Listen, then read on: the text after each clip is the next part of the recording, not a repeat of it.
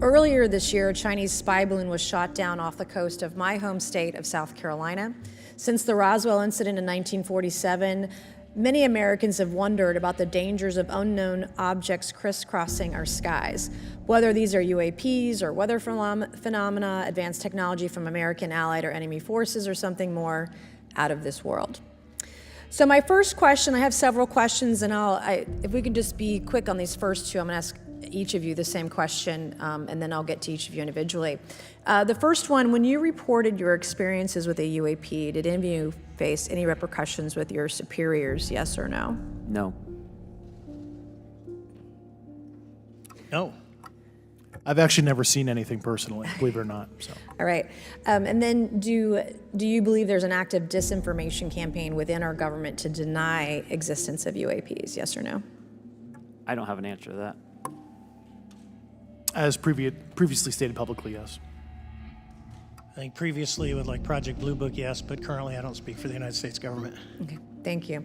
I have a few questions for Mr. Graves. What percentage of UAP sightings, in your belief, go unreported by our pilots? This is an approximation based off of my personal experience speaking with a number of pilots, but I would estimate we're somewhere near 5% reporting, perhaps.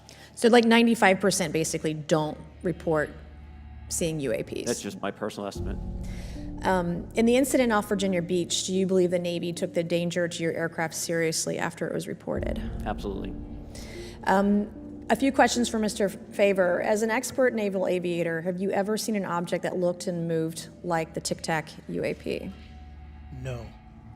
Did the Tic Tac UAP move in such a way that defied the laws of physics?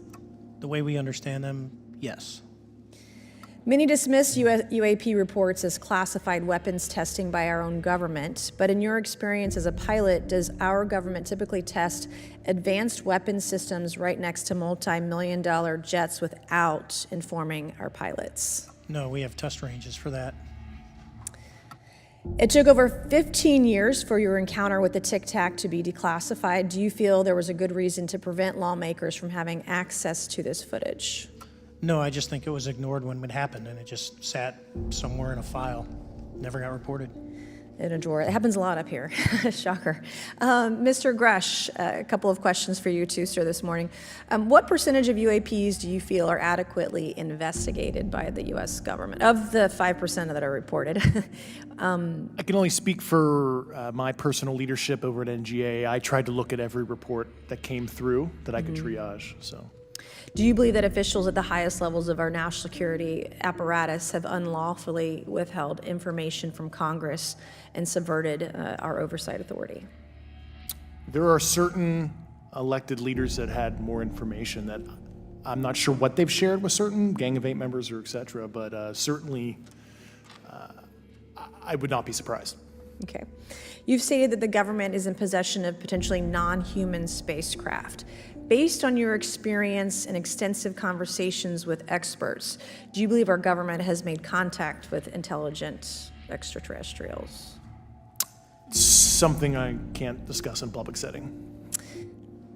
Okay, I can't ask when you think this occurred. If you believe we have crashed craft, stated earlier, do we have the bodies of the pilots who piloted this craft? As I've stated publicly already in my News Nation interview, biologics came with some of these recoveries, yeah.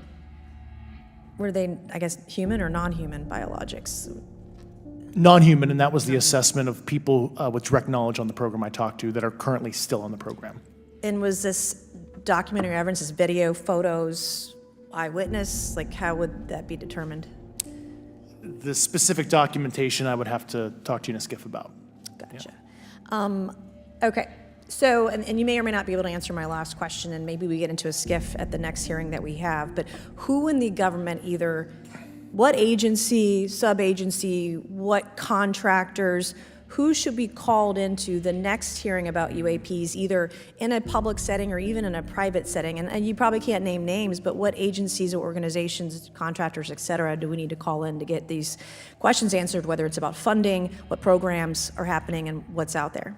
I can give you a specific cooperative and hostile witness list of specific individuals that were in those. And how soon can we get that list? I'm happy to provide that to you after the hearing. Super. Thank you. And I yield back.